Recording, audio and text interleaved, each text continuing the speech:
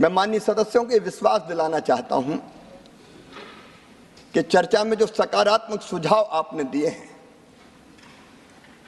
उन पर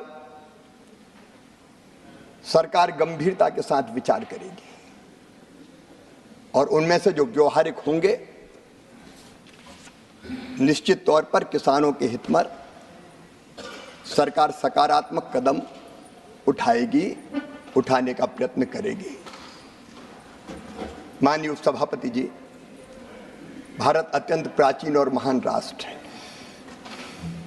5000 साल से तो ज्यादा ज्ञात इतिहास है हमारा। जब दुनिया के विकसित राष्ट्रों में सभ्यता के सूर्य का उदय नहीं हुआ था, तब हमारे यहाँ वेदों की ऋचाएं रच दी गई थी। हमारे यहाँ ऋषियों ने कहा एकम सद विप्रा बहुधा वदंती। सत्य एक है, विद्वान उसको अलग अलग तरीकों से कहते हैं। इस चर्चा को मैंने इसी रूप में लिया है कि लक्ष्य एक है, किसानों का कल्याण। तरीके अलग अलग हो सकते हैं, रास्ते अलग अलग हो सकते हैं। हम प्रयत्न करेंगे कि सारे सुझाव को समाहित करते हुए आगे बढ़े। लेकिन माननीय उपसभापति जी, जितना हमारा राष्ट्र प्राचीन है उतनी हमारी खेती भी प्राचीन है। हजारों साल पहले से भारत में कृषि होती रही है। हमने बचपन में कई पौराणिक संदर्भ पढ़े हैं। जब ऋषि भी बच्चों को शिक्षा देते थे गुरुकुल में, तब भी उनके पास खेती होती थी और हमारे उस समय के बच्चे सीखते भी थे, पढ़ते भी थे और करते भी थे। इस कृषि को इसी भाव से लेकर हम कैसे किसानों के लिए बेहतर काम कर सकते हैं, उसका हम प्रयत्न करेंगे। माननीय उपसभापति जी, मैं तो सीधे सीधे अपनी बात कहना चाहता था, लेकिन जब चर्चा का प्रारंभ हमारे विद्वान मित्र सुरजेवाला जी ने किया तो उन्होंने थोड़ा छेड़ दिया। माननीय उपसभापति जी, हम किसी को छेड़ते नहीं है, लेकिन अगर कोई छेड़ दे तो फिर छोड़ते भी नहीं। और इसलिए मैं वहीं से आरंभ करना चाहता हूं। बेहतर होता वो आज यहां उपस्थित होते। माननीय उपसभापति जी, उनको याद भी आए तो शकुनी याद आए। शकुनी, चौपड़, चक्रव्यूह, और इन सारे शब्दों का संबंध है अधर्म से। जाकी रही भावना जैसी, प्रभु मूरत देखी सुनते ऐसी। शकुनी मतलब छल, धोखे और कपट के प्रतीक थे। चौपड़ में तो धोखे से ही हराया गया था। और चक्रव्यूह मतलब फेरवार नहीं, घेर के मारना। अब कांग्रेस को क्यों चक्रव्यूह, शकुनी, चौपड़ ये याद आते हैं? माननीय उपसभापति जी, जब महाभारत काल में हम जाते हैं तो हमें तो भगवान श्री कृष्ण याद आते हैं। यदा यदा ही धर्मस्य ग्लानिर्भवति भारत अभ्युत्थानम धर्मस्य तदात्मानं सृजाम्यहम् परित्राणाय साधूनां विनाशाय च दुष्कृताम धर्म संस्थापनार्थाय संभवामि युगे युगे। हमको तो कन्हैया याद आते। जब जब धर्म की हानि होगी, अधर्म बढ़ेगा, पाप बढ़ेगा, अत्याचार अनाचार बढ़ेगा, तब तब धर्म की रक्षा और अधर्म के नाश के लिए मैं बार बार आऊंगा, ये भगवान श्री कृष्ण ने कहा था। लेकिन अनीति और अधर्म किसने किया? ठगी किसने की? माननीय उपसभापति जी, कांग्रेस के डीएनए में ही किसान विरोध है। मैं ये कहना चाहता हूं। ये आज से नहीं, प्रारंभ से ही कांग्रेस की प्राथमिकताएं गलत रही है। हमारे प्रथम प्रधानमंत्री स्वर्गीय पंडित जवाहरलाल नेहरू जी मैं उनका आदर करता हूं, लेकिन भारतीय परंपरा खेती के बारे में उसका निर्वाह नहीं किया। रूस गए, वहां से एक मॉडल देख के आए और कहा कि रूस का मॉडल लागू करो। भारत रत्न चौधरी चरण सिंह जी ने कहा यह नहीं हो सकता, भारत की कृषि की परिस्थितियां बिल्कुल अलग है। प्राथमिकताएं गलत थी उपसभापति जी। 17 वर्ष तक उन्होंने प्रधानमंत्री जी के पद को सुशोभित किया, लेकिन तब क्या होता था? अमेरिका से PL 480 सड़ा हुआ लाल गेहूं भारत को खाने पे विवश और मजबूर होना पड़ा। माननीय उपसभापति जी, स्वर्गीय इंदिरा जी के समय, मुझे अच्छी तरह याद है, हम छोटे थे, उस समय किसानों से जबरदस्ती लेवी वसूली का काम होता था। जबरदस्ती लेवी वसूली जाती थी। अगर 2 क्विंटल भी है तो 1 क्विंटल दे के जाओ। बिंडे खोद दिए जाते थे, रखा हुआ अनाज उठा लिया जाता था। भारत आत्मनिर्भर नहीं हुआ। स्वर्गीय राजीव जी ने भी बात जरूर की, उन्होंने बात अवश्य की एग्रीकल्चर प्राइस पॉलिसी की, लेकिन किसानों की आय बढ़ाने के लिए कोई सार्थक कदम नहीं उठाए। यहां तक कि माननीय उपसभापति जी, उदारीकरण का प्रारंभ हुआ। स्वर्गीय नरसिम्हा राव जी, मनमोहन सिंह जी उस समय वित्त मंत्री थे, लेकिन उस समय भी कृषि से जुड़े उद्योगों को डी लाइसेंसिंग नहीं किया गया, क्योंकि प्राथमिकता गलत थी। और माननीय उपसभापति जी, 2004 से 2014 के बीच की मैं क्या बात कहूं। उस समय ये भारत जो प्राचीन और महान राष्ट्र है, जिसने दुनिया को ज्ञान का प्रकाश दिया था, उस समय घोटालों के देश के रूप में दुनिया में जाने जाने लगे। 2G, 3G, 4G। माननीय उपसभापति महोदय, प्लीज। और तब भारत की राजनीति में, आप धैर्य से सुनिए, तब भारत के राजनीतिक चित्र पर उदय हुआ एक दैदीप्यमान सूर्य का, जिसने सारे देश को आशा और विश्वास से भर दिया। उनका नाम था नरेंद्र मोदी। कांग्रेस की प्राथमिकताएं गलत थी। मोदी जी के नेतृत्व में प्राथमिकताएं बदलने का काम हुआ। और खेती के लिए माननीय अध्यक्ष जी, हमारी 6 प्राथमिकताएं मैं आपके सामने निवेदन करना चाहता हूं। 6 प्राथमिकताएं। नंबर 1, उत्पादन बढ़ाना। नंबर 2, उत्पादन की लागत घटाना। नंबर 3, उत्पादन के ठीक दाम देना। और नंबर 4, प्राकृतिक आपदा में ठीक राहत की राशि देना। नंबर 5, कृषि का विविधीकरण, खेती में वैल्यू एडिशन। और माननीय अध्यक्ष उपसभापति जी, आने वाली पीढ़ियों के लिए भी धरती सुरक्षित रहे, इसलिए प्राकृतिक खेती को बढ़ावा देने का प्रयास सुविचारित ढंग से यह भारतीय जनता पार्टी की सरकार, एनडीए की सरकार खेती का रोड मैप बना के काम कर रही है। मैं जिनका बहुत आदर करता हूं, पूर्व मुख्यमंत्री रहे हैं आदरणीय दिग्विजय सिंह जी भी यहां बैठे। जब रिवर लिंकिंग की बात आई और यह कहा गया कि क्या नर्मदा जी को क्षिप्रा जी से जोड़ा जा सकता है, तब उत्तर था उधर से कि नहीं, इम्पॉसिबल।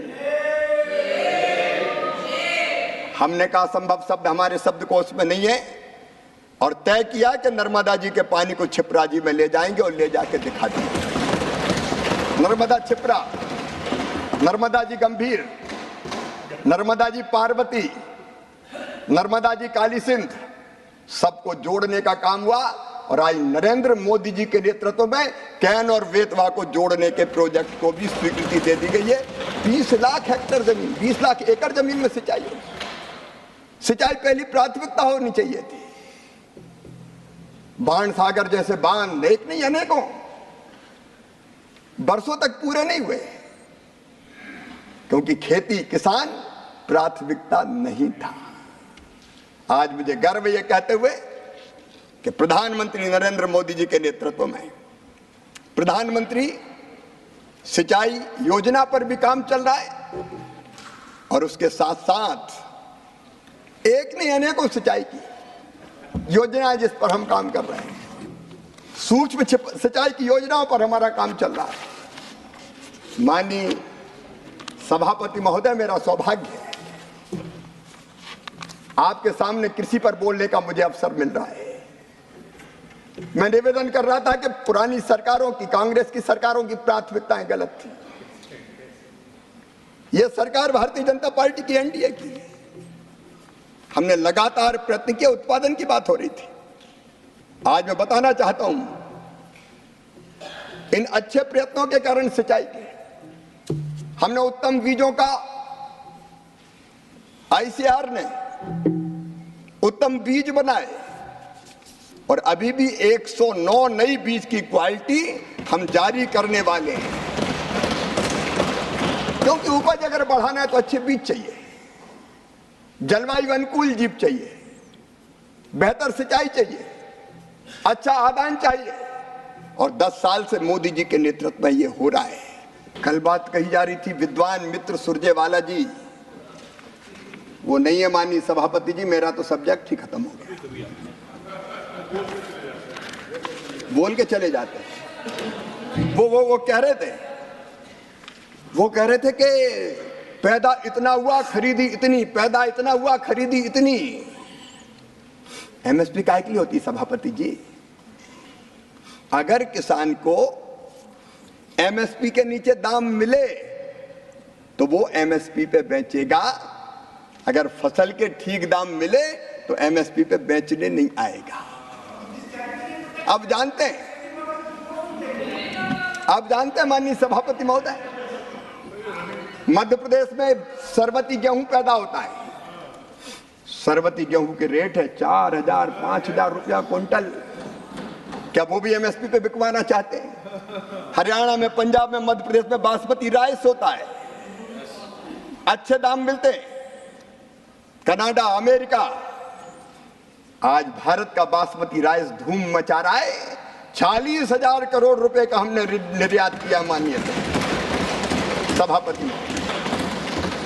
अच्छे दाम मिलेंगे तो जबरन बेचने आए, तुम तो एमएसपी पे ही खरीदो। दालों के कई बार अच्छे दाम मिलते हैं, और जब अच्छे दाम मिलेंगे तो एमएसपी पे खरीद कैसे होगा? और सब किसान पूरा बेचते नहीं है। अब उनको पता ही नहीं है कि अपने खाने के लिए भी रखते हैं। गांव में कई बार परंपरा है कि किसान कृषि मजदूरों को पैसे नहीं देते, अनाज ही देते हैं। अब उन्हें आंकड़े पढ़ दिए, अब मुझे पता नहीं खेती से मतलब है कि नहीं है। माननीय सभापति जी, आज मैं आपके माध्यम से आश्वस्त करना चाहता हूं कि सरकार किसानों को निरंतर समर्थन देना जारी रखेगी, मूल्य ठीक मिले, इसके लिए मोदी सरकार प्रतिबद्ध है, संकल्पबद्ध है। माननीय सभापति जी, क्रेडिट की, कर्ज की बात हो रही थी। मैं अभी बात कर रहा था प्रारंभ में, सकनी, चौपड़, ठगी, ये कर्ज की बात करते हैं अपने घोषणा पत्रों में, केंद्र के और राज्य के। एक बार नहीं अनेकों बार का। जैसे ही हम सरकार में आएंगे सारे कर्जे माफ कर दिए जाएंगे। मध्य प्रदेश, छत्तीसगढ़, राजस्थान, इनके नेता गए थे, सभाओं में गिनती गिनते थे, 2 लाख तक के कर्जे माफ 10 दिन के अंदर, और बोलते थे 1 2 3 4 5 6 7 8 9 10 दिन में कर्जा माफ, नहीं तो 11वें दिन मुख्यमंत्री हटा दिया जाएगा। लोगों ने एक बार जिता दिया 18 में, इंतजार करते रहे, 10 दिन हो गए, 1 महीना हो गया, 1 साल हो गया, कर्जा माफ नहीं हुआ, तो 1.25 साल में फिर से कांग्रेस की सरकार ही चली गई मध्य प्रदेश में। और दोबारा माननीय सभापति महोदय, दोबारा सरकारें वहां लौट के नहीं आई, क्योंकि ये छल और फरेब और ठगी अगर करती किसान के साथ तो कांग्रेस करती है। लेकिन इनके समय ऐसी फसल बीमा योजना थी कि उसकी यूनिट हुआ करती थी तहसील। मतलब एक किसान की फसल खराब होगी, राहत नहीं मिलेगी, क्लेम नहीं मिलेगा। एक गांव की खराब होगी, क्लेम नहीं मिलेगा। 10 गांव की खराब होगी तो क्लेम नहीं मिलेगा। अगर किसी एक गांव की फसल खराब हो जाए तो भगवान से प्रार्थना करे कि पूरी तहसील की फसलें खराब हो जाए, निपट जाए, तब हमें मिलेगा।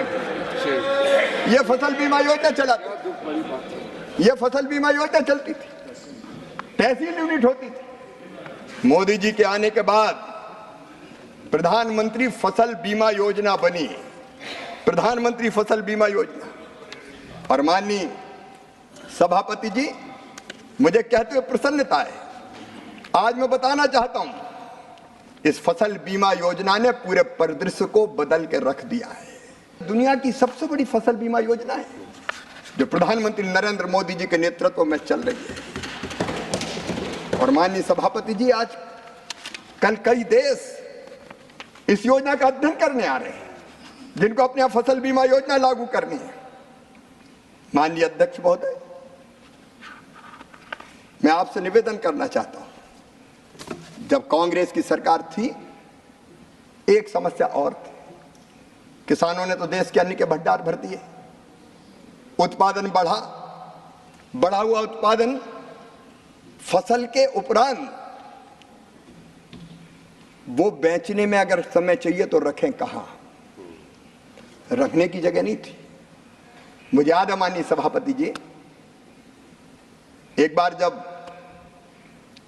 शरद जी कृषि मंत्री थे, मैं मध्य प्रदेश का मुख्यमंत्री था, मैं उनके पास आया कि हमें पीडीएस के लिए कुछ अतिरिक्त आवंटन दे दें। उनका दे कहां से दें, तुम प्रोक्योरमेंट कितना करते हो? तब मध्य प्रदेश से ज्यादा प्रोक्योरमेंट नहीं होता था, लेकिन हमने संकल्प लिया। और मुझे कहते हुए गर्व है कि कृषि के उत्पादन को मध्य प्रदेश में 2004-05 में, जब कांग्रेस की सरकार थी, वो लगभग 1,19,00,000 मीट्रिक टन था। बढ़ के उस समय की बात बता रहा हूं मैं, 6,19,00,000 मीट्रिक टन हो गया था। अब हमारे सामने समस्या आई कि रखें कहां? खेत में गेहूं, खलिहान में गेहूं रखने की जगह नहीं, क्योंकि वेयर हाउस तो कांग्रेस के जमाने में कभी बने नहीं। रखे कहां? और जब रखने की व्यवस्था नहीं थी तो औने पौने दाम तो बेचना पड़ता था। ना कोल्ड स्टोरेज थे, ना वेयर हाउस थे, ना राइपनिंग चैम्बर थे, ना ग्रेडिंग सॉर्टिंग की व्यवस्था थी। और उसके कारण औने पौने दाम पे कई बार किसान को अपने उत्पाद को बेचना पड़ता था और लॉसेस भी बहुत होते थे। मैं धन्यवाद देना चाहूंगा प्रधानमंत्री श्रीमान नरेंद्र मोदी जी को, एग्रीकल्चर इंफ्रास्ट्रक्चर फंड की योजना बनी और योजनाबद्ध तरीके से तय किया कि किसान का उत्पाद रखने के लिए बेहतर इंफ्रास्ट्रक्चर बनाएंगे। और मुझे कहते हुए प्रसन्नता है माननीय सभापति जी कि बढ़ते हुए भंडारण को बढ़ते हुए उत्पादन को देखते हुए इस एग्रीकल्चर इंफ्रा फंड, कल कह रहे थे सुरजेवाला जी, इतना प्रावधान था, इतना ही हुआ। अब वो पता नहीं कौन से साल के आंकड़े पढ़ लेते हैं। मुझे कहते हुए प्रसन्नता है, 2020 में प्रधानमंत्री जी ने 1 लाख करोड़ रुपए के एग्री इंफ्रा फंड की घोषणा की थी और 26 जुलाई 2024 तक मैं जानकारी अपडेट करना चाहता हूं, 72,222 कृषि इंफ्रास्ट्रक्चर परियोजनाओं के लिए 46,080 करोड़ रुपया स्वीकृत हो गए। और इसमें निजी निवेश मिला के, क्योंकि जिसने बनाया उसने खुद का भी लगाया, 76,305 करोड़ रुपए का इन्वेस्टमेंट हो चुका है। और इसलिए प्रधानमंत्री किसान सम्मान निधि ये वास्तव में किसानों का सम्मान था, उनके भाव का सम्मान था। वो टिक सके कृषि और खेती के काम में, इसलिए इस योजना को बनाया गया। 2004 में आपने कहा नहीं किया, 2009 में आपने कहा नहीं किया, लेकिन आज मुझे कहते हुए खुशी है कि मोदी जी ने 3 किस्तों में 6,000 रुपया हर साल, और ऐसे नहीं डीबीटी के माध्यम से, बीच में कोई बिचौलिया नहीं। एक प्रधानमंत्री जी इस देश में हुए थे जो कहते थे 1 रुपया देते हैं 15 पैसा पहुंचता है, लेकिन मोदी जी ने कह दिया ना खाऊंगा ना खाने दूंगा। इसलिए एक डालते हैं तो सीधा 1 रुपया ही पहुंचता है। Thank you, Honorable Minister.